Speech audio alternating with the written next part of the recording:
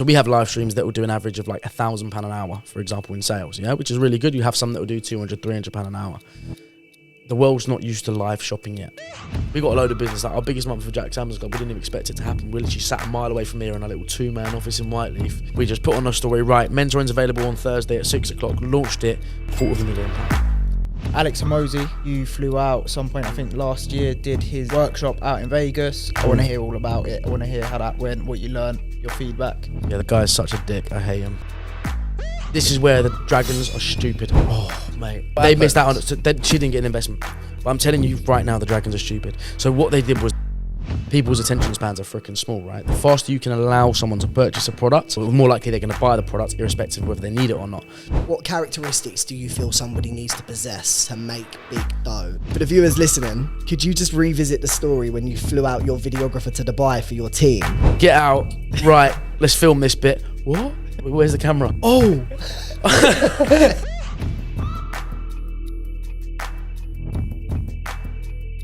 So Jack, 12 months ago when we had you on the podcast, we introed you as Jack, Amazon FBA, as you was known well online. A lot's changed in the last year for you. You're no longer doing the Amazon FBA. So do you want to fill us boys in, fill the listeners in? What's happened in that last 12 months? Yeah. So it's been a bit of a mad one. Obviously, yeah, well known for kicking off of Amazon FBA. Had a big Amazon FBA business doing the multi-millions. Done multi-millions on the e-commerce mentoring model as well, so he's teaching people how to sell on Amazon, which was unbelievable. Jack's Amazon Club, which is obviously what people knew me for.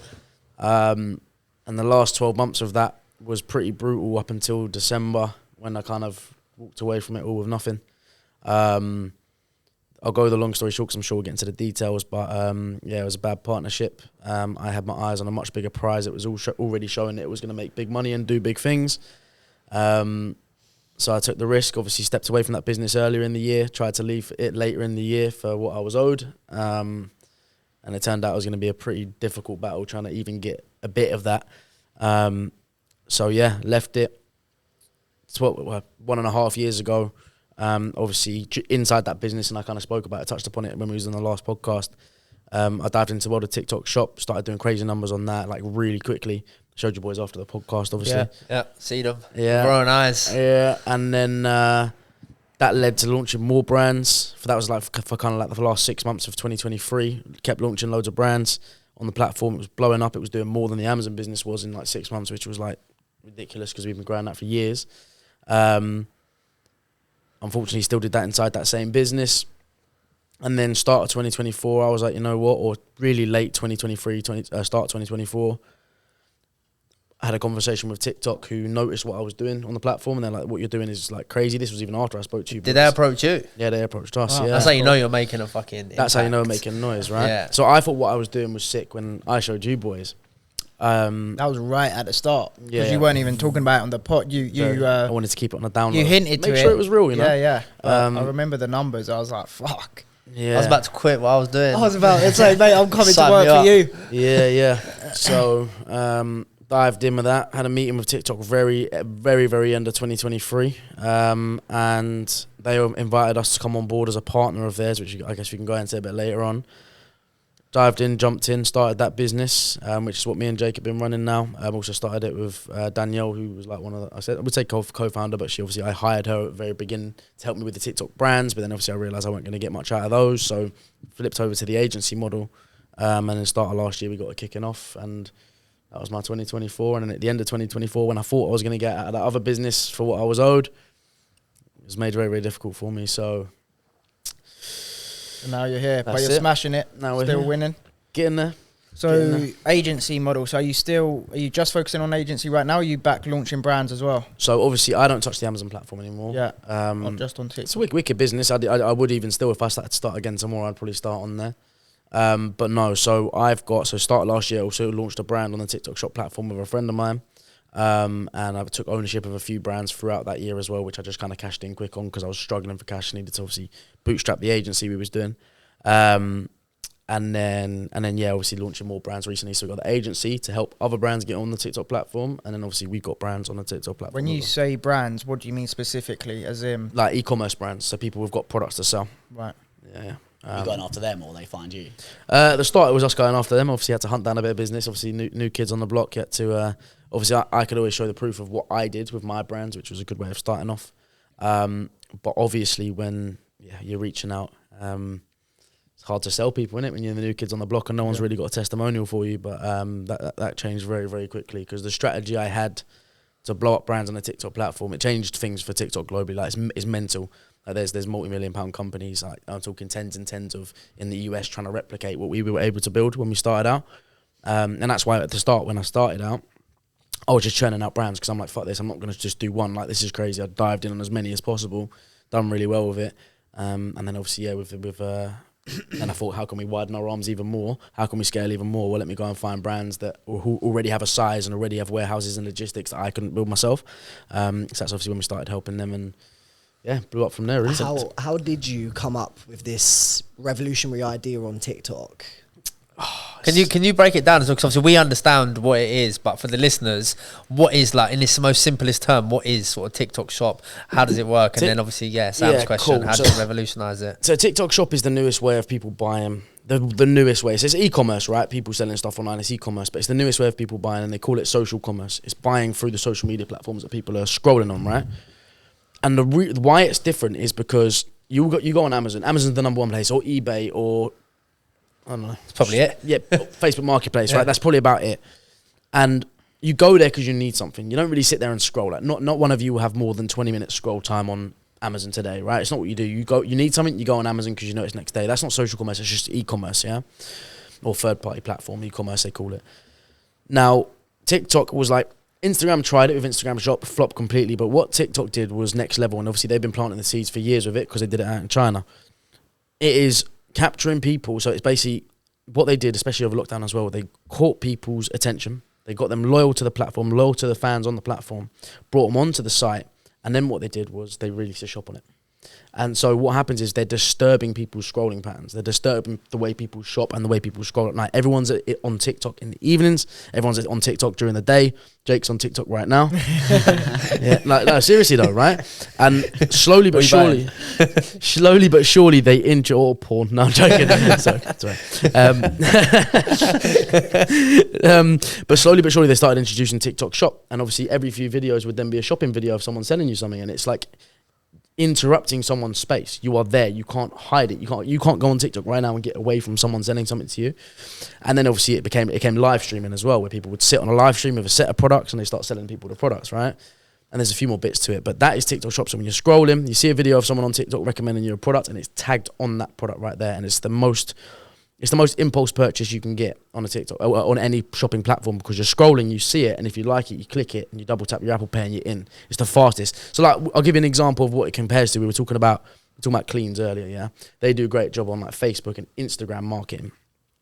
Now, the problem with that, the problem I have with that, I don't buy on those platforms at all, because what happens is you see the ad and you're like, this is nice, and you click it and you're still on Instagram. So you add it to your basket, but they haven't got your card details saved. So it's like, you've got to then copy that link and come off. Like, people's attention spans are freaking small, right? The faster you can allow someone to purchase a product, the more likely they're going to buy the product, irrespective of whether they need it or not.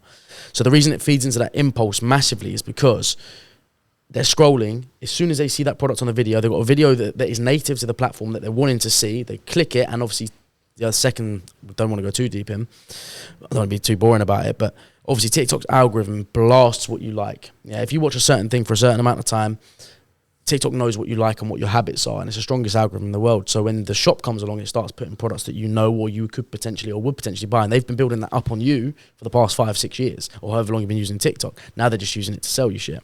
So you click on the product, and within 2.5 or 3 seconds, you can have that product on its way to you. And obviously now they're introducing next day delivery, etc. They've got a similar model to FBT, literally is what it's called, where the products come next day, shipped by whoever it may be shipped by.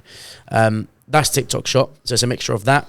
It's a mixture of giving affiliates your products. So it's not really making your own videos. It's like, I've got a brand, let me give my products to affiliate marketers, which is like people like you or I on the TikTok platform with our name, saying, guys, got this, it's mad, it's helped me with this, that, the other, or whatever. You can buy it down below. And that is where mass scale comes from on the platform. And yeah, that's TikTok Shop in a nutshell, and it's fucking mental. How much can, like, I want to know, you see these, I see on the lives all the time, you've got these guys with loads of sweets behind them. And Yeah. bagging up sweets. Yeah. I always wonder, like, how much money are these guys actually making from just bagging up sweets and selling them on live? I would say that's a part of the strategy. A different type of what Yeah. So like you got affiliates, like they'll make more money on affiliate selling their products for them. So guys like going, so there's a brand on TikTok, actually I'll give them a shout, called So Sweet Shop. They've done it really, really nicely, yeah. They'll do live streams and they'll turn over a decent amount per hour, nothing like crazy. But the affiliates is where the scale comes from, because you get loads of affiliates posting loads of videos. For example, Quick pause from the podcast to give a special shout out to one of our sponsors, the Rejuvenation Doctors. The Rejuvenation Doctors is a hair transplant clinic in the northwest of England, in Bury, owned by Dr. Jamie. Now, I can personally vouch for these guys, as I myself, around 2 weeks ago, had a hair transplant from Dr. Jamie. The service was amazing. It was very VIP. He looked after me, and boys, if your hairline's going back, if you're receding, if you've got that McDonald's hairline, don't wait until it's too late. Get it sorted today. Dr. Jamie's details will be in the description of the podcast.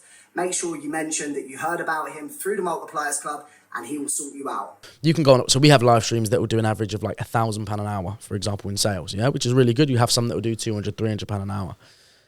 The world's not used to live shopping yet. Like, when was the last time any of you bought on a live stream? No. It used to be bid up TV. Yeah, I was going to say, it's like the TV stuff, isn't it? QVC. Yeah, Yeah, exactly. But have any of you bought on a live stream in the past month? No, I've only bought one thing ever from TikTok, and they were fucking shit. So I ain't bought anything since. What were they? They were like, you know, the old money. Thinking about did I sell it? Yeah, I'm thinking, I'll put that fucking censor this bit out. You know, the old money loafers. Like that that's stuff. That's fine. But they replicated a brand. Yeah, I thought it was the actual thing, but they were cheaper. They were like 80 quid, but they came like 4 weeks later. I forgot about them. Literally, they just come in the pack, in like the grey bag. Yeah. So like no box, no nothing, just in Yeah. the post, squished up. Yeah. And they were shit, mate. I ain't worn them in it. So that was like 70 quid down the drain. Fair enough. Scarred for life. Right, that's my scar for life. Maybe I'll return back to TikTok shop. It's all right. Again, as the bigger brands come on board the platform, and they're doing a lot to clean all that kind of stuff up as well. Yeah. But going back to it, like, no one really shops on live stream. You don't, I don't, right? It's going to take a long time. It's going to be a few years before the Western world start doing it, but they will. And if you get in now and you can start selling it, like a massive part, I would say at least a third of every e-commerce business's selling strategy in 5 years' time is going to be on live streams. But right now, it's just not that. But the people who get in early, Some are doing live streams 24/7, right? Yeah. Some do. I mean, it's a stretch, because the difference is this, right? So we had one video for one of our brands. One video, posted the product. It made £350,000 in sales. One video, one affiliate. The geezer had like 200 followers at the time. Sorry, son of me. He had like 200 followers at the time. Like, God bless him, Chris, unreal guy, but I'm just going to say, like, to the real world, influence-wise, he's a nobody, right? Great guy. But, like, he wasn't known. He made a video and it turned over £350,000 for the brand. To do that on a live stream, you probably just can't, like, realistically, unless you've got ridiculous pump behind it and TikTok are supporting it. So, like, live streams is part of a strategy, but the real, like, scale comes from those affiliates, because, like... 350 grand. What was the product? No ads. I won't go into that, obviously. I don't want to speak about too many details, but it was a supplement. And yeah, it was mental. £350,000 from one video, from one affiliate. How many views did that get? Across most of the countries, to be fair, it was like 18 million, 16 to 18 million or something. Mental. Wow, that's mad. So just for the viewers and also for me, because I'm just trying to fully understand. Just for you, Just asking for a So you know, friend. like the live shop, is it like the new generation of the TV sales when they're just talking about the benefits of the products? Like, explain how a live would work. Yeah. Have you not seen them, Sam? I've never seen it. I saw him in Jack's video today. They were released in his office. They're literally going on, right? Yeah. So we've got like multiple studios in the office, and what happens is obviously someone will sit down. They have a little iPad to manage the live, and people will be coming into the live stream, and they'll have the product selection in front of them. People will start asking about the product. What does that do? What does this do? And obviously the live stream is there selling the product, selling the capabilities of the products to the people joining the live stream. Oh, anyone got any questions? So it's the first way of really interacting with the company you're buying with, which people actually really, really like. It builds like a community around a brand, which is a hard thing for a lot of brands to do.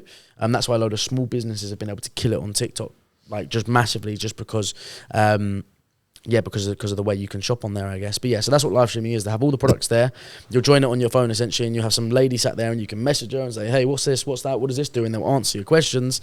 And then they'll go, look, you can buy it down below, and the products will be tagged there, and you can buy it within seconds. That's mad. And is that just a normal live stream, or do you go live shop? Like, as in, when we do live streams, is it the same thing, what, on TikTok? Yeah, I think it is. Yeah, it's basically the same thing. You just add products in. So how do we...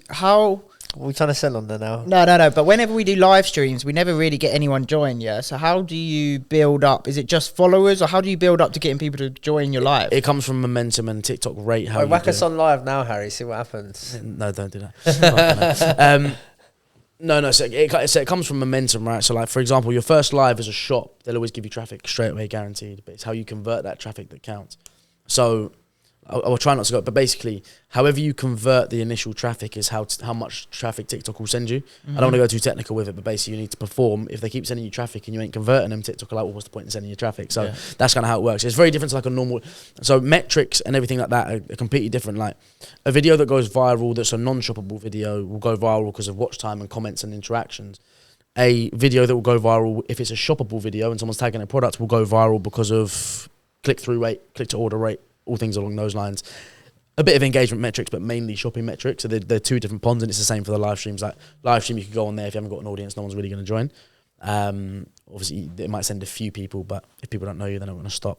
But yeah, the live stream's a little bit different, especially how it looks as well. Like you got to bear in mind, if you're scrolling through live streams on TikTok, one person just sat there in the bedroom wanting to chat, or someone sat there in like a full-blown studio, music blaring, telling you about these great products. It's more stoppable. You might stop there and look, you know.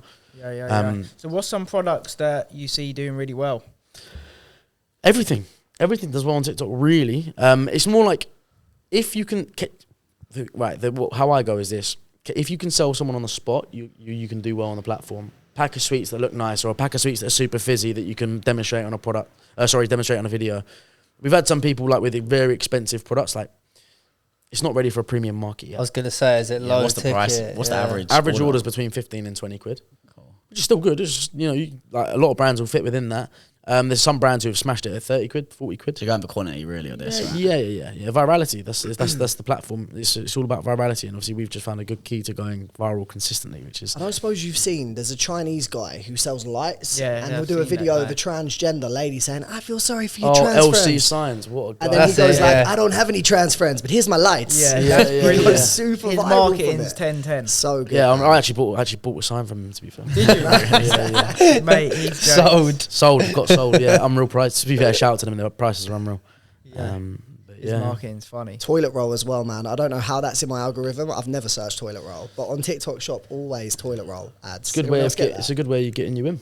Why possibly? Because it's the most no-brainer product. You can get 60 rolls of toilet roll for 15 quid. That's as cheap. Honestly, that's as cheap as you're going to get. Like we did the other day. We were at the office. We were like, "Oh, run out of toilet roll." Fucking hell, yeah. Toilet roll runs out so quickly at that office, man. We done a pitch for a toilet roll company, and obviously we bought like 80 packs of toilet roll, and they're all gone in a few months. I'm thinking, fucking hell, that's the joys of growing a big team. But the reason they'll show you toilet roll is because everyone buys toilet roll. Yeah, they're not going to start showing you niche shit. They want to start you as a buyer on a platform, so they show you the most no-brainer products where you're like, actually, we were like the other day, we'll just buy them on TikTok because they're cheaper, which isn't always the best thing, not the best quality. Bulk. But in bulk, and they come to your door in a couple of days, and you get this big hole, and it's like, yeah. So let's talk about the business side, business behind it. So the team, how you've expanded, what kind of roles you've hired for, what work you're doing behind the scene day to day. Yeah, so I hired who's my head of business now. She joined as like an influencer marketing manager. So, and that was the very start. So 12, 13 months ago, I hired her to get on that because I was trying to scale brands on the platform. So I hired her to become an influencer marketing manager because I wanted her to get out to more influencers and affiliates for our products, right? And that slowly changed around. Obviously, then she was taking on more roles and responsibilities as I kind of dumped a load on her. And then trying to work out the timeline. So then start last year, we really started taking the agency seriously. We're like, cool, let's look at scaling this up properly. So then obviously we were just in and out, hired one person. That went brutally wrong. Oh, my days. But again, these are things you learn. Obviously, this is the first time I was kind of going outside of the world to hire, right? Before you hired a lot of your friends, yeah, right? good, close friends. And they all went their own way and did whatever and went on to do their own thing, which is fine. And obviously now I'm like, okay, cool. I want to go like super professional. I want to hire externally. And that was, it was quick lessons learnt on a few. Fucking hell, on a few Just things. on that for the viewers, what would be your advice and your opinion around hiring friends? Would you recommend it or no? It's a tough one. It's a really tough one. I would say generally speaking, no, because but don't get me wrong, I had the maddest time. It was so much fun. Like we had the maddest time. It was just crazy. Like it was really good fun. When all of our friends worked at the office, it was good fun. The difficult thing was like when things got difficult. That's and like it's not even their fault sometimes, but you see when things got difficult for me and the pressure's on and you get a bit snappy and things are hard and you want to push more out the team and you can see things going a bit sideways. The relationships then get, so when everything's good, it's all fine. But when shit gets tough, it just then gets a bit rocky. And I was like, well, what I'm looking at doing then is I'm looking at prioritizing business over the friendships, and that's really not worth it. So I would say, generally speaking, no. Like what I've learned is the end goal of any business should be to sell it. You don't want your friends in it if you want to sell it. You want professional individuals who can carry out their tasks and do the right thing in their job. For the viewers listening, could you just revisit the story when you flew out your videographer to Dubai for your team and what happened? Yeah. I mean, let me realize it. He's an unreal guy. You know, great to have fun with, and a good friend as well. And someone I'd go out for a drink with. But it was like work. You're flying out on content, cameras out, bring all the podcast gear out, and it was just a disaster. Get out, right? Let's film this bit. What? Where's the camera? Oh. And again, it's things like that where like that people make mistakes, but then it's like then you kind of butt heads, and then there's like and then there's relationship issue, and then it's like well, you're meant to be friends, but now you're pissed off at each other, and it kind of, do you know what I mean? It just creates that kind of. Mate, if we paid for Harry to come to Dubai, I forgot the cameras. Oh my Getting your money's Harry worth. officially fired. Yeah. he just shows up with his swim shorts ready for the suntan. Yeah. That's jokes. It's what it is, isn't it? You learn from these things. So how would you describe the scalability with TikTok Shop compared to Amazon FBA? Not too Great much, question. Not too much different. To be honest with you, if you're a brand, if you own a product, if you want to sell a product online, I wouldn't say they're too much different, to be honest with you. They're different opportunities. I would say for a starter, Amazon's still the best business to get into. Like honestly, I don't even do it anymore, but I would still say it's the best business to get into because it's such a controlled environment that you can start off with. Like, okay, I'll give you an example for TikTok. You need live streaming, you need affiliate marketing, you need to give products away, you need to have ads to spend on that, you need content creation. That shit is expensive. You know, as you boys know, creating content is not cheap, right? So the thing is, and a couple of people done it and got like, you know, even at the start, we didn't have to spend much to get out there, but obviously there was a bit of leverage we had to use. But Amazon is such a protected way of being able to start out a business, you know, because people say, and this is why I'm still a massive advocate for it. And if anyone's out there looking to start a business, I'd still recommend like, even if it's not the business for you, don't make it ultra successful. You'll learn so much because what it is it's the controlled environment where your logistics is handled for you, the shipping's handled for you, all the back end admin's handled for you. You haven't got to wait for accounts with X, Y, and Z. You set up the Amazon account, you can buy and sell, you can learn about purchasing, you can learn about negotiation, you can learn about your ROI, how to work. Do you know what I mean? Like, and then it's like once you've got the product, it's Amazon who deal with all the intricacies. Like, it's very simple when I say FBA is like you ship a product to Amazon and they do it all for you, but they actually do. And that's a really, really nice way to be. So you can learn about these things. Am I turning a profit? Yes, you need to check it out. What software do you need? You need to research good suppliers if you're not getting good margins. What do you need to do? You need to call them. You need to learn some sales skills. You need to negotiate. You know, and that's why I'm a massive advocate for it. And you can do that without owning a brand. When it comes to TikTok Shop, I'd say probably most people would need to own a brand. And then if you're talking about owning a brand on Amazon, owning a brand on TikTok, I would say there's not too much difference in the scalability. Like if we talk about scalability, you need stock, you need brand, you need money for ads, you need to have some sort of e-commerce background, and like there's no difference between scaling, in my opinion. Actually, I'll tell you the one difference, right? TikTok is a game of virality, but it's very hard to keep stable. Makes sense? So you get a video go viral and it's like you're going mental for a week or 2 weeks, and then it's like that goes down, and then it's like when are you next going viral? So you need to keep feeding the beast.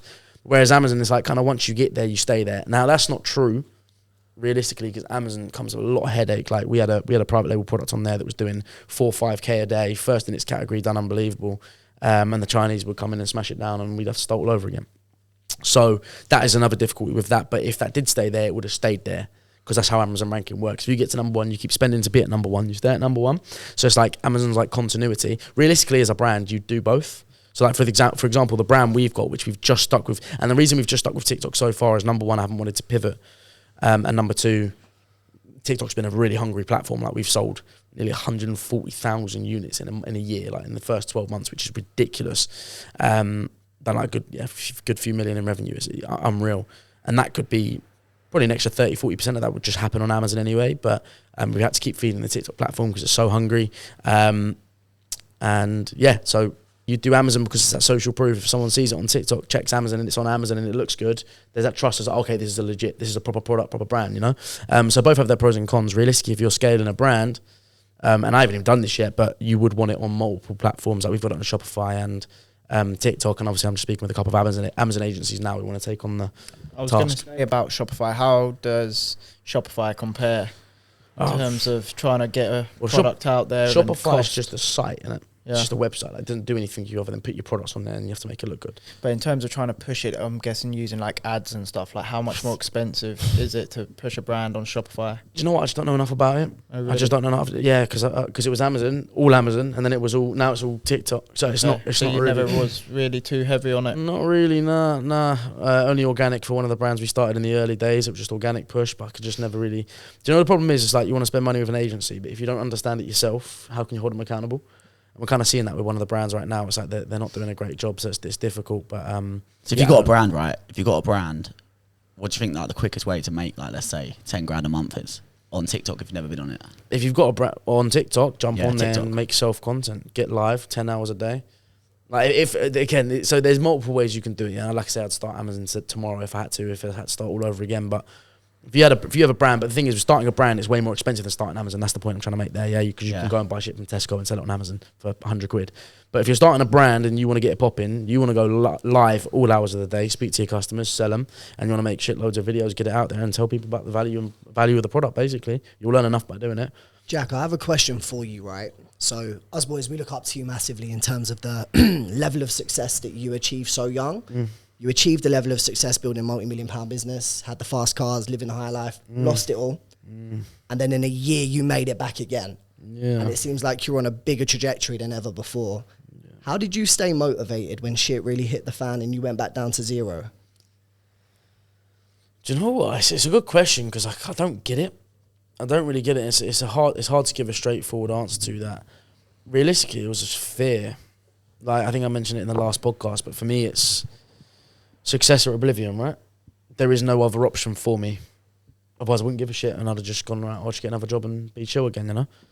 But for me, it's success or oblivion. Like, there's no other option in my life and in what I'm doing than to be successful and have the things that I want. And now, especially, which is big things changes to achieve my why and what that is.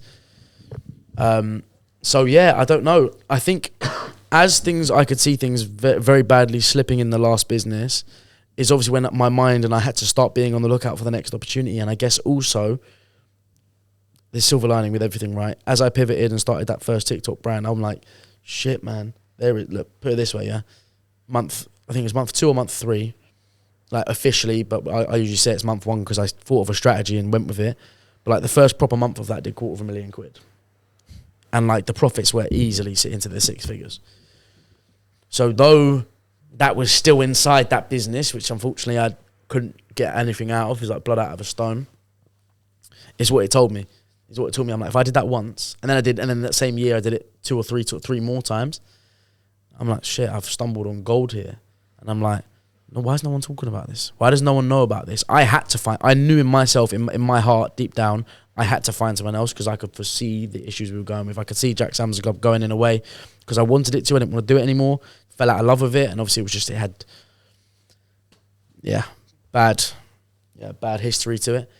And yeah, I think it was just that, like, I found something crazy there. And even though, so that TikTok opportunity for the first 6 months. Guys, a quick pause from the podcast. So for those that have been listening for a while, you'll know that I have a design and build company. I started as an apprentice electrician. I built up this multi-7-figure business in the last 6 years. And now I've managed to progress to also do my own property developments. Now I get a lot of messages from you guys asking for advice. So I thought I'm going to give something back. If you drop me a message on my private Instagram, JoeTodd23, drop me a DM, then I'm willing to offer you a free 1-hour strategy call for any trade or construction business to put something in place to see how we can help grow your business. Bear in mind, yeah, I done with my own brands within that business, I done millions in revenue. Like the first 5 months we hit $1 million. Yeah, that's ridiculous. Like everyone talks about businesses or whatever, but come on. For me to find another business and hit $1 million within 5 months, that's something else. 100%. So then I'm like, and I didn't get paid a fucking penny. Do you know what I didn't make? I'm not even joking. I didn't make a single dime from it. Like not even a penny. Like I couldn't even buy these fucking shoes with that £1 million that I generated. unfortunately because of the business relationship that I was in. But the one thing that kept me going was, wow, I did that. I've built a brand, scaled a brand. It's gone like crazy. Now I just need to find a way. So I'm coming away from that business. Now I need to find a way to do it for myself. I think it's so good. Someone tried to scam you out of it. You know what I mean? That's mad. Yeah. Difficult one. I think it's fresh right now, innit? But you know, in like 5 years' time, you're going to say that this happened. And of course. 100%. It was just one of them unfortunate things. But for me, like the value I took from it was like, cool, I did that single-handedly as well. Literal single-handedly. Obviously, a couple like staff to help out with bits and bobs here and there. But single-handedly, I did that. So my motivation was like, cool, I'm coming out of this. I know I'm going to be coming out of this business relationship that I don't want to be in anymore, where I'd signed away half of everything I was ever making from anything. And I want to pivot into a part where actually it's going to be all mine. So even when it had no money, there was still like an element of like freshness, because it wasn't just the money that was tied down. It was also the decision making that was tied down, because I wanted that business to completely pivot. I'm like, we've just done $1 million in 5 months, in its first 5 months. And I've done that single-handedly without the team being involved. What happens if we completely pivot the Amazon business into TikTok and we just focus on that? But it was too rigid. So that's what kept me going. What kept me going was rather than letting myself get to a point of despair, number one, if you're too stupid to see an end coming, that's your fucking fault. Like, if you're too, I guess, dim or dopey to know that some shit's about to hit the fan, like, you can always see these things in advance. These things give you signs way before they become things, right? So I was like, I need to find something. I did find that something, and that was enough knowledge and enough information for me to know no matter what happens, whether I come out of that shit with nothing, whatever I've got in there, I can make something work with it.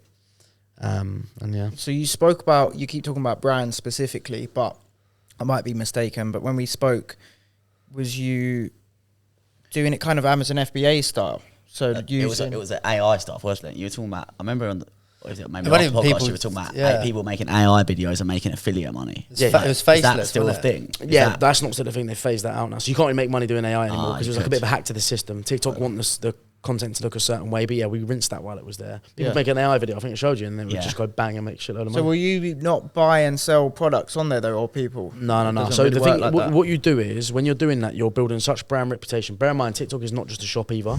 When someone sees that video, they've not just seen a product or given a chance to buy a product, they've been educated on your products as well. So that's what's huge about it. It's brand awareness at the same time as you're converting customers. So with that, in my opinion, I don't see any point in doing that with brands you don't own. Like when I was watching, I didn't know at the time. For me, I'm just a go-getter, right? So I see someone on there, I'm like, he's got his own brand, he's got his own product, and he's smashing it. Who's the next person, right? They've got their own brand, they've got their own product, and they're smashing it. So if I come to market or come onto this platform with a product, it's gonna have to be my own brand. And then ever since, we've just done our own brand. So giving a listener advice to, let's say they wanted to go for TikTok, they hear what you're saying in terms of some strategy, but then it comes down to building their own brand. Where do they start with that? How do you go, like, what's the first things you need to think about before you go and start a brand? Don't be passionate about it, because then you're fucked. It's a big thing. And like, everyone's like, oh yeah, you should find your passion. Oh, I fucking hate that. Actually does my head in. Never work with your passion, because it's the fastest way to fucking kill it. Fastest way. So people start a brand and go, Jack, I love, actually, well, there's a part to it. It's got to make sense, is what I'm saying. So people say, I love animals, so I'm going to start an animal brand. It might make sense, but you need to find an animal product that's on the up. It's going to be a good opportunity. It's a growing market. Does that make sense? Like, you can't just make the decision based on what you like, is the point I'm trying to get to there. The money you make from it should fund your passion. That's what should keep you driving in that respect. But what I would tell somebody is, like, do some research, see what's up and coming, check other markets, see what, work out a niche that you'd like to go into potentially, and find out what's popping off within that niche. Go find a supplier and give it a go. If it works, great. If it doesn't, off you pop and get another I was one. watching Dragon's Den yesterday, but I think it was like Thursday's episode. I don't know if you've probably seen it, maybe on TikTok. I don't know. It was this, mate. The numbers, next level, man. I think she's. Well, what were they doing? This girl from like Wales or something, and fair play to, like, credit Lucy, to her. yeah. She smashed it, but she wasn't the most like business savvy on the show. But I don't know if she was she's done 4 million, projecting 6 this year or next year, or she's done 6 million in turnover selling the hair syrup on TikTok. Smashed it. This is when the Dragons Den pitching the TikTok. numbers 3 years back to back were like. This is where the Dragons are stupid. Oh, mate, they're actually so. Yeah, They what missed out on happened? it. So she didn't get an investment. But I'm telling you right now, the Dragons are stupid. So what they did was, they've seen that 50% or more of her income, or the money, was coming from TikTok. Yeah, so they instantly see that as key channel risk, which I don't think is too risky, but they see it as key channel risk, right? What they don't realize is from those TikTok videos and from that, like, you can see this. It's ridiculous. Like, when a brand blows up on TikTok, it doesn't just blow up on TikTok. It's the first platform in the world that does this. Yeah, it's mental. When a brand blows up on TikTok, it doesn't just blow up on TikTok because half the people buy it on TikTok. What do the other half people do? They go and search it on other platforms. They search it on Google. They search it on eBay. They search it on Amazon. Amazon. So I actually done that. Yeah, all I've of done those that. platforms blow up because you trust them more. But it's not just the buying, but you're also ranking. So Amazon are like, hang on, you're sending us traffic from TikTok and your product's being sold. Cool, have a nuts rank that people pay tens of thousands of pounds in ads for. So the mistake they made is, and let me tell you this for an absolute matter of fact, we work with a brand on TikTok who are already on those other platforms. And when I say they're doing millions on those other platforms, they're doing millions and millions and millions, tens of millions on those other platforms, right? And we think, oh, you could never make a dent in that. We made a dent in them 10 millions based on the work we're doing on TikTok. Yeah. So if you think, let's just for argument's sake, they're doing 10 million a month, and probably more than that, I'm just throwing the number out there. Let's say they're doing 10 million a month on Amazon, which is a significant amount of money, and they've been doing that, and that's been growing linear for years. Yeah. Month before they might have done 9.8. Yeah. And they'd have been doing 9 million the same time last year. So it's a very linear growth. Yeah. We got them on TikTok. We blew them up. Yeah. Blew them up. Right. For those products that we blew them up for on TikTok, 13 minutes, 14, 15, bang. Really? Yeah, that's what the Dragons missed out on.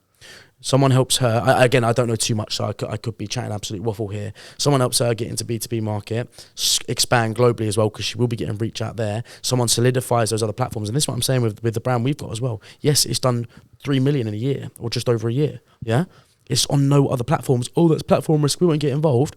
Are you joking me?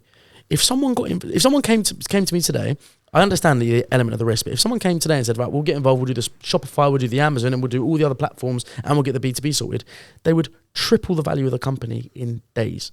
For work days, for no work. They just need to get it on there, make it look good, and make it happen. That's where the I thought Dragons Stephen Wiley would have been alright on that, usually. just It was don't understand it, is it? short-sighted. Guess so. So No. short-sighted. How much does she want?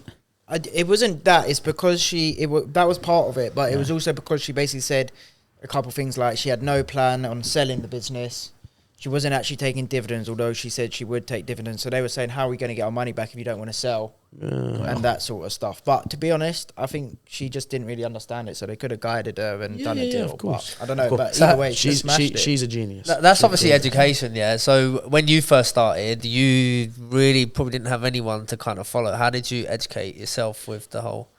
I mean, TikTok for side of the things? basics of business, obviously, always had my pops for the basics. But obviously, I grew all the businesses to revenues that he'd obviously never done before. Yeah. I don't really know.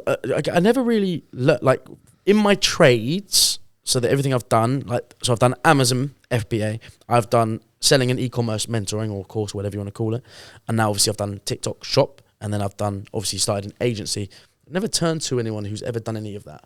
Like it's a weird thing, right? But I think you need to be switched on to do anything, right? But I'm like, well, the fastest way you're ever going to find out is by just jumping in and giving it a go. Like, how else are you going to learn? So like, even with the agency thing, I don't know anyone who's scaled a successful agency, but I've heard they've done well with it, so I'll jump in and give it a go. And I think I just look at all these things and apply certain fundamentals that I crucially believe in, and then the rest of it happens. But yeah, there's no one I've ever been able to learn from. Yeah, there's people like as you growing in it, you can hear in tips and tricks or whatever, but there's never been a specific person I could turn to, because realistically, when I started Amazon FBA, like I said in the last podcast, there's not really anyone talking about it. So who do you turn to? When I started TikTok Shop, there was nobody talking about it. Who do you turn to? You know, most of the people who were doing well on the platform were just kind of winging it anyway. Yeah, just stumbled So who'd you across turn it. to? Have you got So- competition now In what? in what you're doing? So have you got anybody else running an agency? UK Yeah, there's based? other agencies. And there's some very, very impressive ones there as well. But it's you can call them competition, but like realistically, the pond is too big to have competition right now. Yeah. There's probably on my right hand, or actually one of my two hands, I could tell you that's amount of agencies. Most of them not great. A few of them really, really, a few of them really, really good though, and majority of them really, really good. Yeah, I'll be honest. But how many brands are there? Yeah. Yeah. So like And there is everyone wants to be on TikTok as well. Yeah, So yeah. when you call them agencies, what does the agency do? Just break the it down agency for brings us. black brands onto platform. Yeah. And does it all for. Well, that's what we do. We do it all for them. Some people do aspects, but some people do the live streaming, which is obviously not really worth it on standalone. For me, anyway, operational costs are high. You've got to get person, you've got to get expensive camera equipment. So do you have a person then pitching the brand? We do. So we have obviously head of business. She does all the business development, brings brands in, and obviously takes on inbound as well. We work on inbound pretty much only right now because we're too busy. So in your office, you got a studio. Free studio. I just took one down because I wanted my own little office. It was getting too noisy.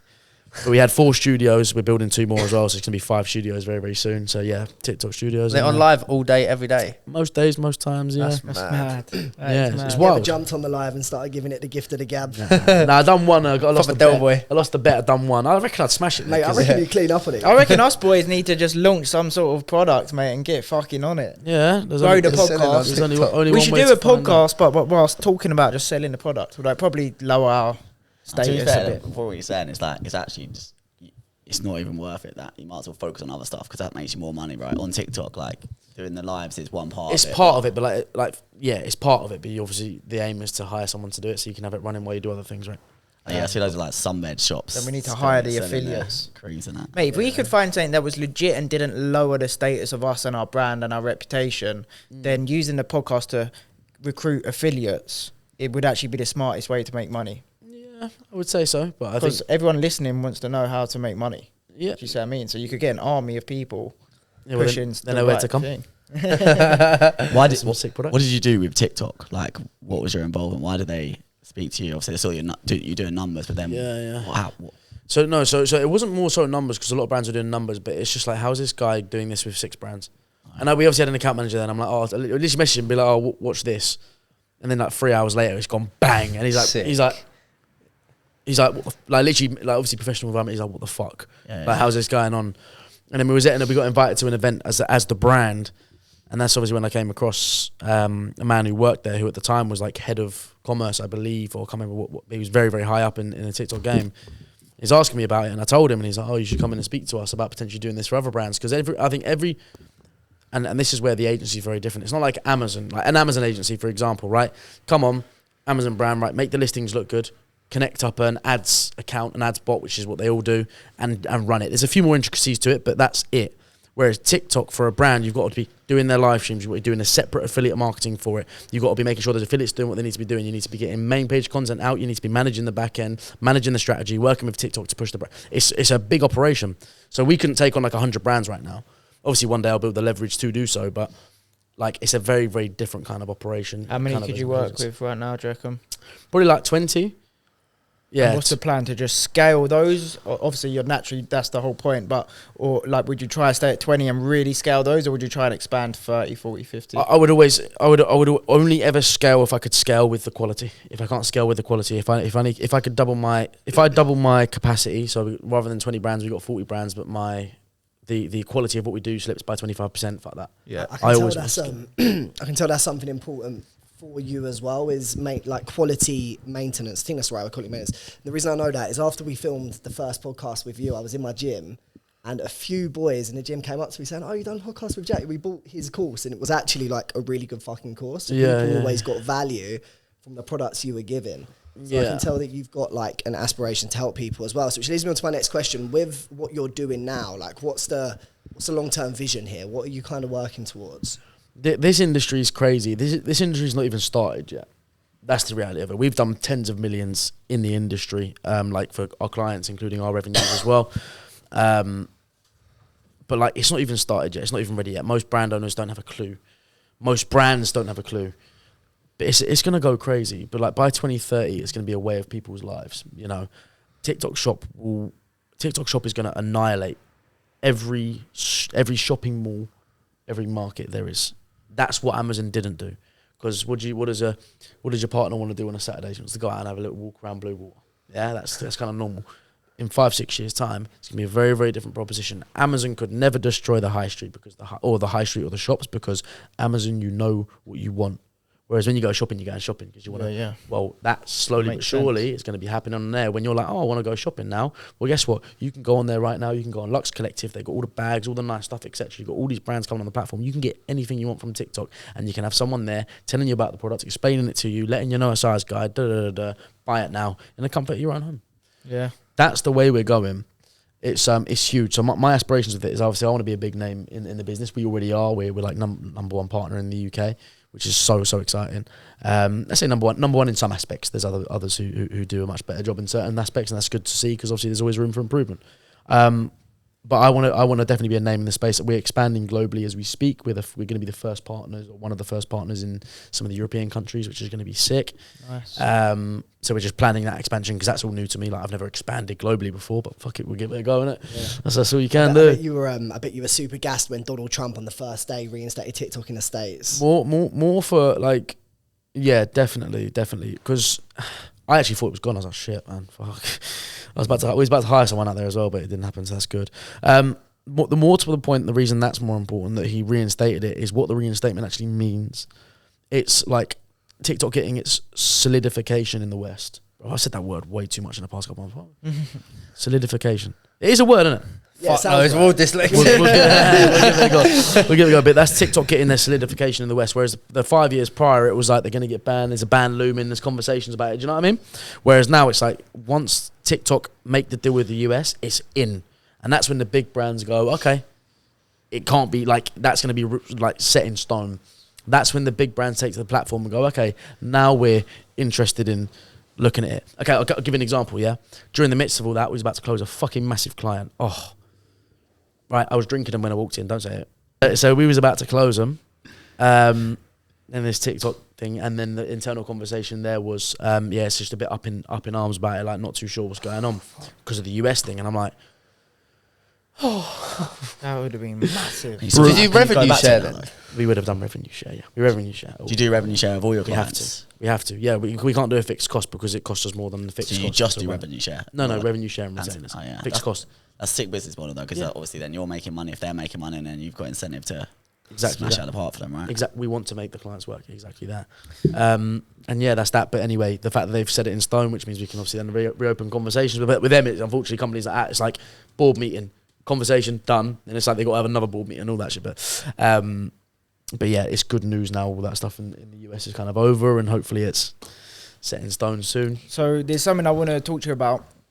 What's that saying? Don't meet your heroes or something. I'm hoping I hear good feedback. So the person that's taught me the most probably in business, like online, that I trust and listen to their podcast every week, multiple episodes, their content and so on, read their books, Alex Hormozi. I know you flew out at some point, I think last year, did his workshop out in Vegas. I want to hear all about it. I want to hear how that went, what you learned, your feedback. Yeah, the guy's such a dick. I hate him. No way. Wait, no, use that as the hook because I want him to watch it. I want him to watch it. If you're there, give me a shout, Alex. No, yeah. So I went out there for the scale up workshop. The guys scale businesses. I'm in a B2B business where it's not about e-commerce now. It's not about buying, storing stock and selling stock. It's a very, very different proposition. Everything's going to be about scale. He's obviously done extremely well in service-based businesses. So he had a scale up workshop and I'm like, you know what? I'm going to fly out and see what it's all about. And he's just, yeah, he's next level. How Next level. much did that cost? $5K? That's not too I bad. think dollars as well. That's all right. That's The not workshop. bad. Is that for a couple of days? Yeah, 2 days. 5K Yeah. for 2 And days. so what was it him hosting it? So it's mostly his team. He done an hour, and so did Leela. Okay. But the value from it, like his team knew what they were talking about. The value from it was like how to raise the value of your business and what you need to do in the certain aspects you need to look into. It was exactly what I needed. I'd have paid tenfold for it, and I wouldn't have been upset. Really? Yeah, 100%. It was unbelievable. It's eye opening. Really, really eye opening. It's like number one told me the number one bit of confirmation I got was my pivot was the best thing I ever did. My change. Because it's all about how can you value your business, and you're looking at all these metrics and look at all these numbers and looking at all these dependencies, and I'm like, fucking hell, beforehand I knew it anyway. It's Jack's Amazon Club, you know what I mean? Can't sell that, yeah. And the Amazon business, again, people stopped buying Amazon businesses a little while ago for somewhere. The aggregators stopped getting involved, or I think the biggest one went bust or whatever. But yeah, so it told me that, and then obviously for me it was about meeting someone who I like. If I sit down and I want to watch something, I watch him, you know. Yeah. And he's just intelligent, no bullshit, no qualms. He's very, very smart, and like, I want a mental reference group, and he is one of the people that I'll mentally reference myself to, and that's someone who I believe by his age I'll either be on par with or overtaken, hopefully. Nice. And so what was the actual structure then? Like, how do they try to provide you with maximum value in obviously a short space of time? Like, how was the structure of the 2 days to maximize value they could provide? We've all been in rooms where some better than others. Some it's just very salesy. They're just trying to tick the box of a good speech. Yeah. And others are actually just trying to provide straight value that you can go away and implement straight away into your business. Like, what was the structure? What was the key things they was trying to... Well, they when we spoke about it, they looked at every aspect of the business.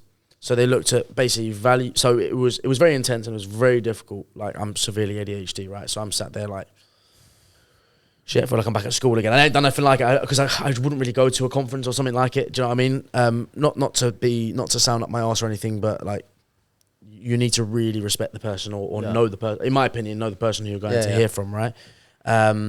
But anyway, being there, it was really difficult to focus. Obviously, it was 2 very long days. You get there at 8, like you're leaving at like 5. 2 long, super long days. But it was all about like, here's what the values, the things that add value to your business. Here's the things that subtract value to your business. So the first day was like understanding what those were, and obviously a company valuation, like how to actually value your company. And obviously the best thing about it was like, we're all sat in this room. They're going, right, here's this step. Get to the end of it, right? What's everyone's company valuations? 0. Really? And you're like, oh shit, it makes sense. And I come home and I'm like, fucking hell. But then you're also hearing what, but they also take you through some like explanations of like, so you've got all these subtractors and all these value adders.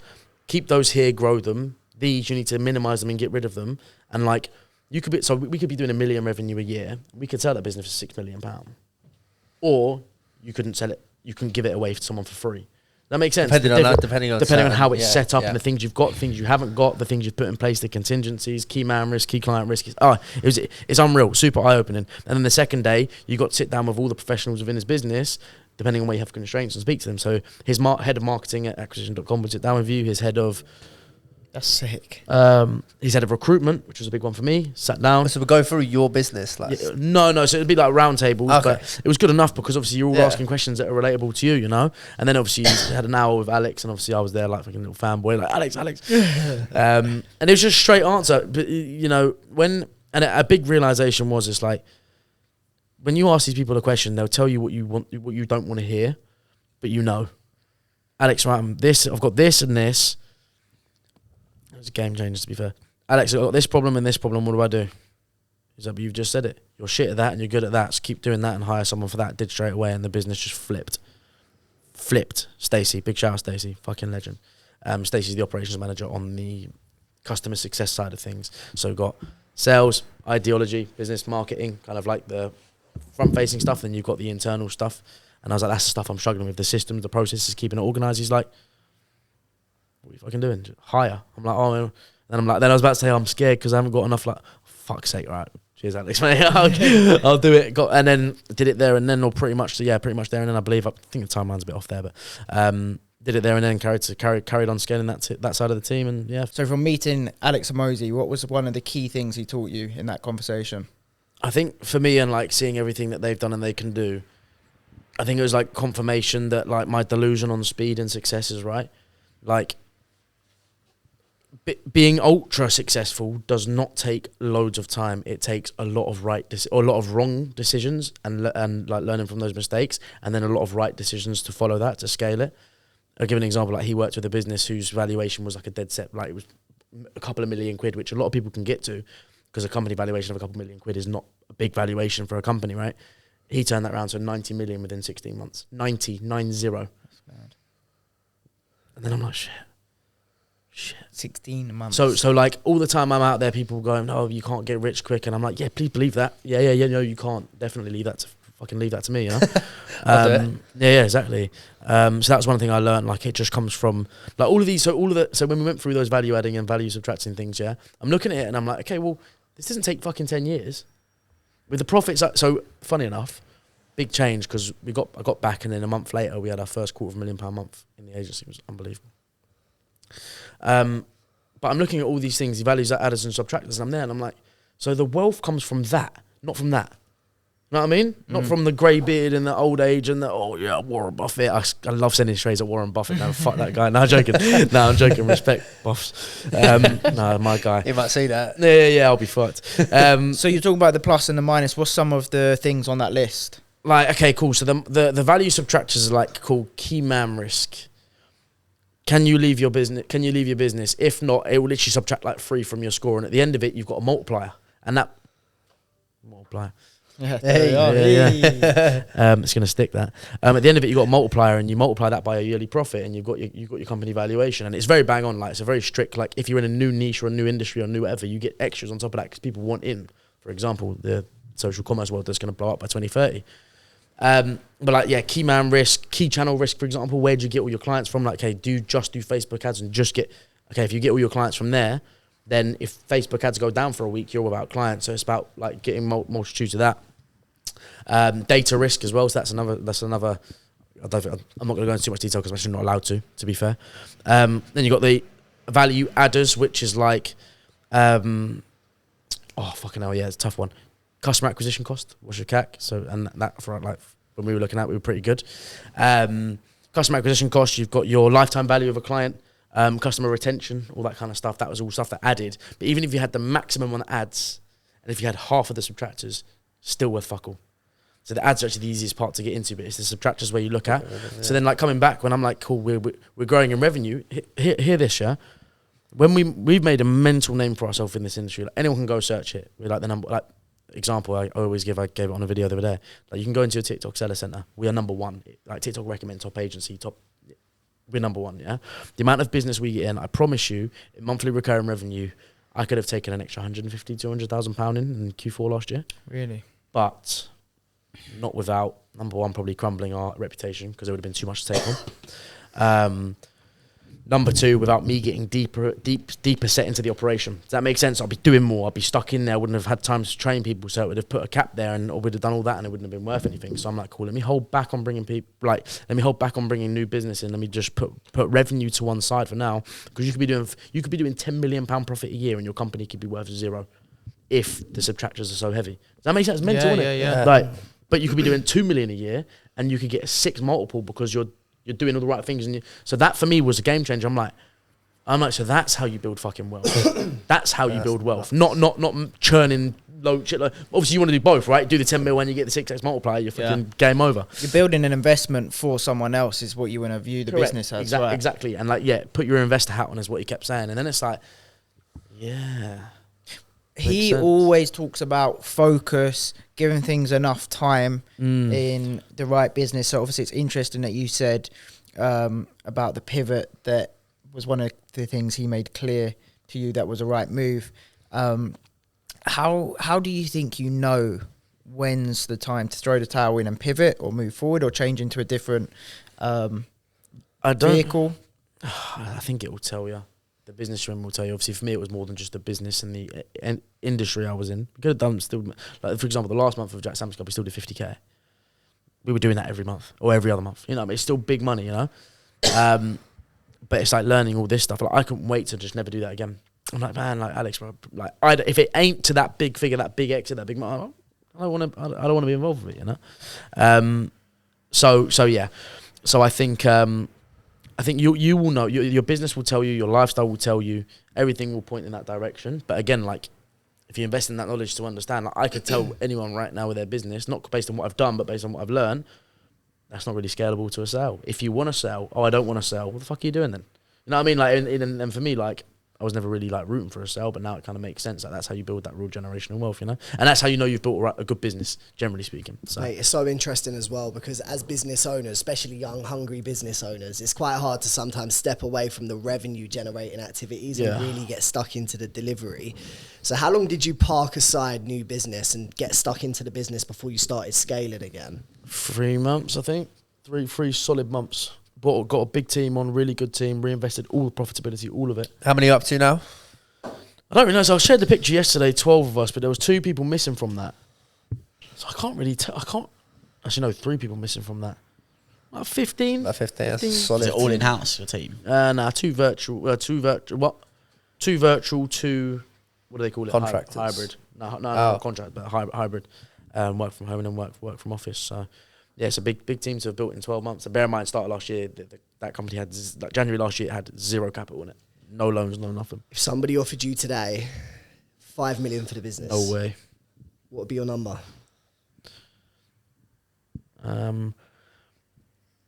Honestly, and I know it sounds really, I mean, I'm sure there would be a number, yeah? And it ain't worth it. Like, that the public company probably isn't even worth that right now, yeah? probably realistically looking at what I know, probably not even worth half of that. There's still too much work to do. Even if someone offered me 10 million, I'd say no. But the reason for that is because this is the first business where I've got the knowledge, I've got the investment. I've built up the capital within the business based on the business activities. Got the money, I've got the time, I've got the understanding to really try this out. If I just sold it for that, it would be like, that would feel like a bit of a quick win. If that makes, and that's I'm quite proud of myself. That's the mindset right now, because truthfully, that'd be unreal. But more so, like, if I really want to, or when I do get to that level, when I really do want to get to the level of like the Hormozis, etc., I'm going to need to know a hell of a lot, and this is the business that's going to give me all that experience. So maybe in 2 years' time or 3 years' time, I'd take it. But right now, it's like, no, this is my chance to learn. This is what's going to make me. This is what's going to make me the tens and tens of, hopefully hundreds of millions. So I couldn't step away from that for any figure right now and do something else, because I believe the stars have lined up for this one. Are you going to stay focused purely in the next few years on this one business? Yeah. The woman in the red dress. You've got the brands within the business though that gives the excitement, no? Well, that's like the new create. So we had a product land 2 days ago, a new brand that we've all built in house.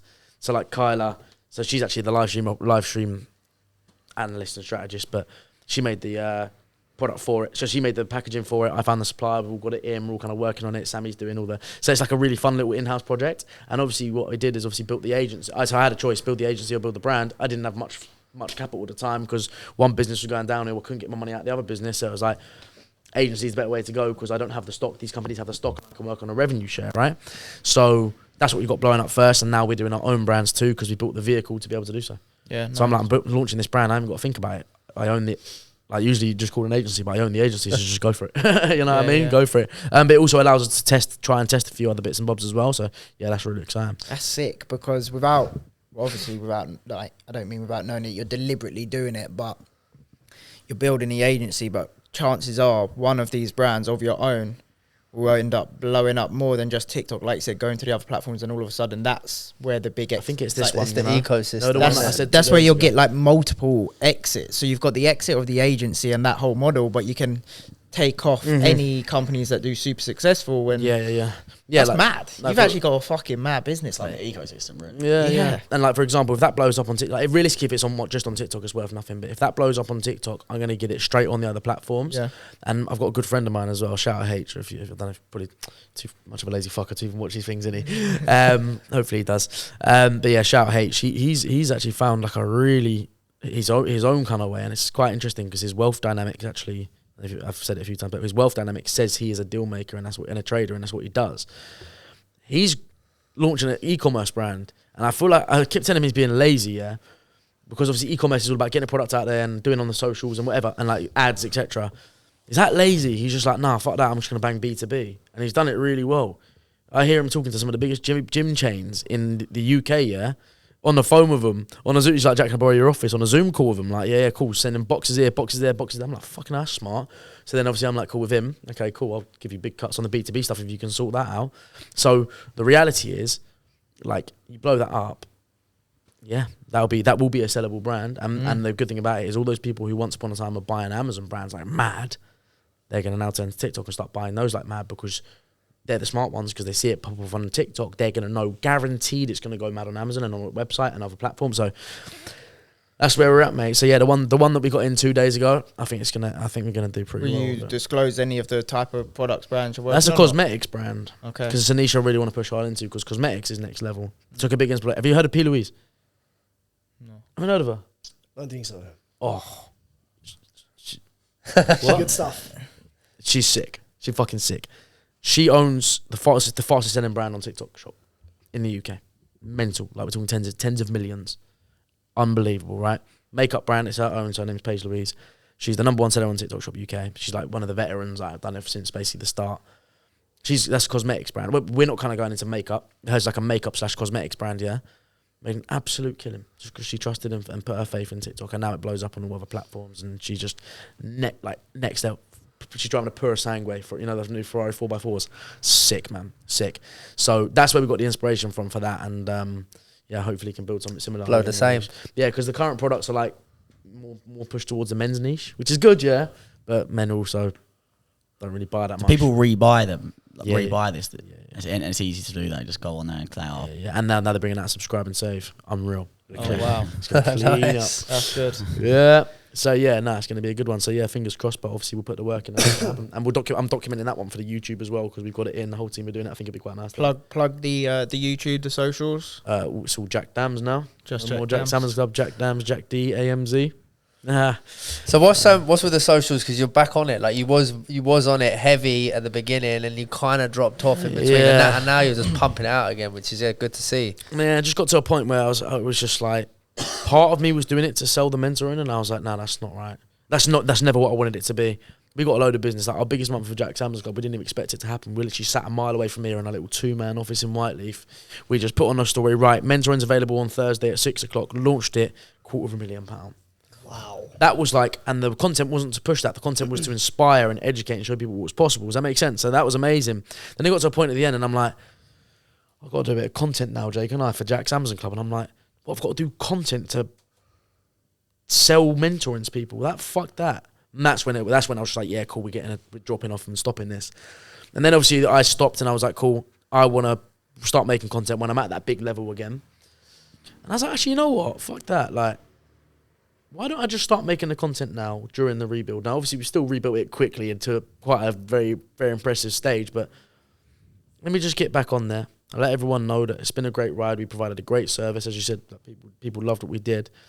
We got such a loyal fan base. Yeah, it's wicked. Yeah, Right. man, great people, and I love to every single one of them who stuck by me, and what I want to do now is I want to give back. Like, I don't see, realistically, I mean, I might be wrong, but I don't see another 23-year-old guy who's hitting good levels of success. And when I say good levels of success, I don't actually believe I'd have that.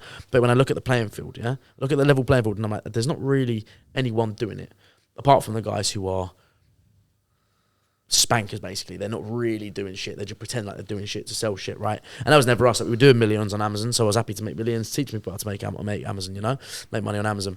But I wanted to come back on because I was like, you know what? That's really what I wanted to do. And my new why is I want to help people achieve those dreams. And then one day I want to have a similar business to what Hormozi has, which is, you know what? I've learned how to scale and grow businesses. I've learned how to scale and sell businesses. So if you want to grow and scale your business, come to us. Because that day I saw Hormozi. It's fucking mental.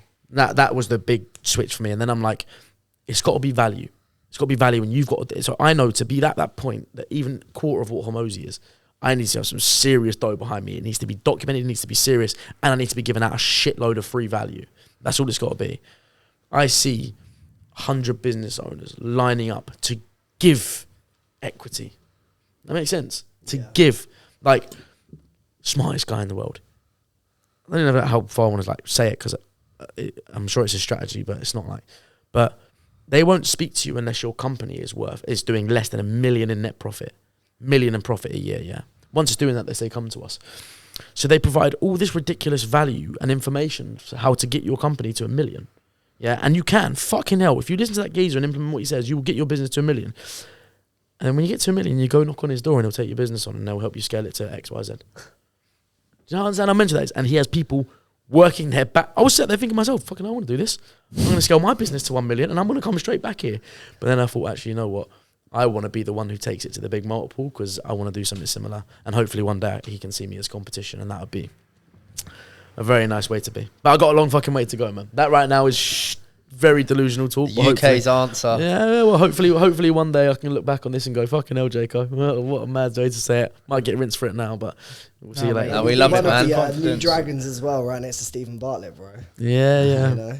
Yeah, that'd be cool. Yeah, similar stuff like that I find really cool. I find really cool, but I just like... I feel they're almost, it's a weird one, like a little bit of imposter syndrome, even making the content now. Like, the reality is, make very good money. Like the company, across all companies, well, I call it 12 months, first 12 months from Jan last year to Jan this year, look, we probably turned over like 4 or 5 mil. It's not bad. Some significant profits in there. Unfortunately, a lot of those profits were eaten up by liabilities before or whatever, but I've scaled that in a quick amount of time and I've been able to do that, and that is out there to be seen. Jack, I do have a question for the listeners, right? You are clearly very good at making money, right? What characteristics do you feel somebody needs to possess to make big dough in 2025? You've you've got to, first thing, you've got to like believe it's possible. And like I say that so like, no one does. No one does. Like, people's perception of success, if you actually deep it, is not real success. And like, I say this, and I know it always sounds bad, but like, if you're 40 years old with £1 million in the bank, yeah, that is as far from success as you could, in my opinion, as far from success as you could possibly be. And I know that sounds awful, but it depends on what you reference it to, yeah? My reference of success is who I'm speaking about and who I look up to and where I want to be, because I've had the millions, you know, and I have, and I've spent them like a dickhead. Oh, it is what it is. But like, what is your, like, okay, I'll go back to that P. Louise lady, yeah? Like, people's actual real perception of capability and possibility, yeah? I saw a video the other day of someone detailing that. That's why I mentioned the car, because I see someone detailing the car, and I was fucking sick. And there's a comment on there, and a guy goes, "That's a rental," right? And you see all that all the time, Yeah. like, rental, well, it's not real, da-da-da-da. And someone, like, people commented on, like, do you even know who the girl is? I don't need to know who she is. Like, just because having something like that in your perception at that age, I don't think she's not old at all, 30 maybe. Perception is like, that's not possible, so I'm going to call it out. So I think the first big thing to like being able to attain it is like understanding that anything is actually possible, and it doesn't take time. Nothing takes, obviously, physically speaking, it takes time, but being successful is not a long-term game. Not for many. Being successful is about doing the right things doing the right things as fast as possible to learn the mistakes as quickly as possible and then get it right as quickly as possible. Yeah, make 5 years worth of mistakes in 10 weeks, and you're going to be fucking successful very, very quickly if you learn the lessons. Most people just fail. I think the second thing is like, be truthful, like, to yourself about what it is you really want. I did. It was quite an impressive conversation, because I always like, I love digging into people's mindsets. Like, almost in a bullying way, because I'm like, I like to leave like a lasting effect. So for like question one, for example, I sat down with 30 people. This is one of our last mentoring. I'm like, cool, what do you want in life? What do you really want? What are you working for? They say all the stuff. What is it? Bugatti, I want a Bugatti. I want this, tens of millions, hundreds of millions, private jets, all this stuff. Okay, cool. But what would you like, if worse comes to worse, like, what would you be really happy with? Like, would you just be like, all right, I'm sweet? Oh, you know, like, a big house, a Range Rover, nice family. Cool. What you were happy with is all you will ever get. The first thing you said, you've just like verbal diarrhea. You're never going to get that. It's just those big shiny things that you don't physically believe is possible. The second thing you say when like, what would make you happy, what would make you content, that's your true belief of what you can achieve. And in that case, if you want a nice house and a nice car, by the time you're 40, 50, just save. I'm bringing out something one day. I'll call it PTSD. Yeah, I don't think I've ever spoken about this on socials or whatever, but it's something I hope to put into a book, and I hope to teach people live one day. But PTSD is something that I've been building, and the reason I gave myself the day I told myself I was allowed to talk about this, I haven't even released it, it won't be available for a long time because it's not complete yet, but I told myself I'd be able to talk about this when I have my bounce back, because then I know I'm for real. I didn't just get lucky 3 times. I've done it now properly, and I've every business I've put my time and effort into, it's gone to the millions, yeah? It's called PTSD, and it's a framework that you can look at any time or constraint or period in your life where you're not where you want to be, or haven't got what you want to achieve. You refer to this framework, and it will tell you what's wrong. And it stands for people, time frame, stress, and desire. And in each of those, I've been building them out, like, literally since I kind of started out in business, or when I first hit my first big hurdle in business. I'm like, this is going to help someone big time one day. And it's all so for example, people was like who your reference group is. That's a big thing for me. Who do you refer yourself to? Who do you compare yourself to? Who do you take answers from? Who do you listen to? Like, majority of the time, if you take advice from anyone apart from the people you take advice from, are the people you want to be like. Fact. About anything. I will not take advice from anybody about my business unless they have actually got to where I want to be. And that's a big thing. So that's your like people of reference. Time frame. In what time frame do you physically believe this is possible? Right? And people put out a time frame that allows them so much slack and so much time off. There's one thing I do disagree with Alex Hormozi on. He's like, think about what you can do in 10 years. Like, I know why he's saying it, because anything's possible in 10 years. Nothing can fail if you give it 10 years. It's physically fucking impossible, right? But more to the point is, I look in that long term, because 2 months into business, you're doing something completely different to what you thought. 6 months later, you're doing completely different. And a year later, the whole landscape's changed. Fuck the future. Look at the time frame now and just be like, jump in, allow yourself X amount of time to find the answers you need to. And look, if you want to be successful in like the things you want, why does it have to come in 10 years? If the things you want cost £3 million, you can make that in a year. Like, there's no reason why you physically can't make £3 million a year.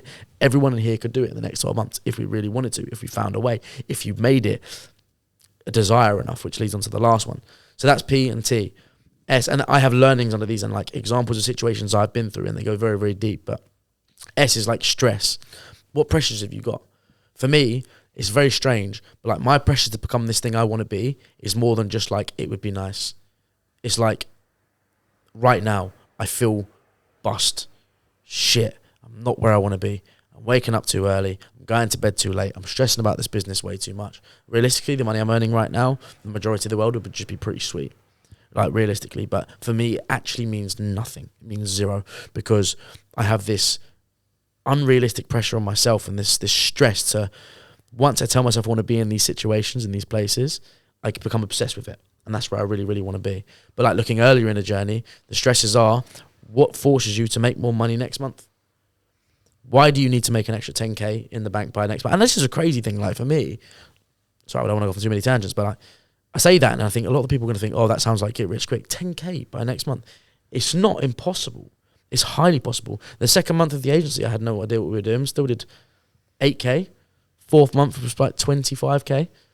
We was literally talking about this off camera earlier, me and Sam, innit? Like, it's nuts, the numbers that, but obviously when you have a team or you have overheads, we were talking about like every month having to make £100 wage bill. And I'm like, mate, I have to do that every month, and I've always hit it, and it don't scare me now. So imagine if I didn't have to make that full wage bill and we found a vehicle. Like we were saying, like, you know now that you're very good at making 100K in a month. Yeah, Imagine and it doesn't scare me. I'm making having to bring in like £200 a month just to fucking cover yourself. I'm like, mate, imagine in a vehicle where the margins aren't 20%, but instead they're 70%, 80%, like, you know, in certain instances, or your team's a lot smaller, the stress level, like, because I'm not scared, I've got no mental block to bringing in £100,000, £200,000 revenue. If you can find a way to potentially change vehicle and drop that stress of that wage the cost. Yeah, but I think it's also quite necessary as well. When there's no wage, when there's no stress to cover, you don't need to. It is true. But you know, when you're then talking about like, for a lot of people, if you're talking about 10Ks a month, 20Ks a month, when you first started, I remember when I first started, it's like that. The 10K month's the first magical number, isn't it, for everyone? It's like, wow, 10K a month. Yeah. But it's like, once you've kind of gone up to a certain number, now those numbers just don't don't cover much. They don't get you anywhere. No. But that's what I'm saying. That's why it was like a short time for me. So when I started this agency, it was brand new, never done it before, never had a penny to put into it. But it's like month 4 was like 25K, and that was pretty much minus probably about 4K. It was profit, 21K profit. Fuck it, like. That for me is like, I'm used to making more, so that's not enough. But that's the 4th month of the business. You go out there and tell someone they can be making 20 grand a month by next summer, and they're like, "Oh, that's not possible." What the fuck? Why? And and again, this is why I wanted to do it the way I did. I don't want to sell shit. So now you know what I'm saying is real. If I said that and then I would go, yeah, and you know, you can learn from me, but fuck all that. I never wanted it. And because that's a real message I really want to get out there. But if it ain't me that people see who's done that, go have a look at other people out there who have done that. Success is not a long-term thing. It is a thing that can happen very quickly, but you need the pressures and stresses to be able to do it. For me, I'm like, I'm about to go bust. I need to get this company up to 100K a month fucking fast. And in 6 months, we're there. Do you have to do it? For me, in my mind, it was do or die. And then the last one, D, desire. Goes back to what I said. What do you say you want? What's going to be fine? And that's a framework that I'm building and putting out there that hopefully one day people can read, or I don't know how I'm going to put it out there. I'm not going to sell it. Maybe in a book I will. Fuck that. I'm not covering hard book costs for that. But yeah, hopefully one day that's something I can put out there that will really, really help people. And that's the switch in my passion and where I want to be. I want to make that change in people's lives, you know. Mate, I love it. I think it's a good way to end the podcast. Appreciate you coming on. Yeah, thank you so much, Jack. Thank you, brother. Appreciate your time. Thank you, passion, energy. Nice one. Yeah. Guys and girls, just a quick one from me. We are on the road to 1,000 subscribers on our YouTube channel. So please do us a massive favour. Hit the pause button now.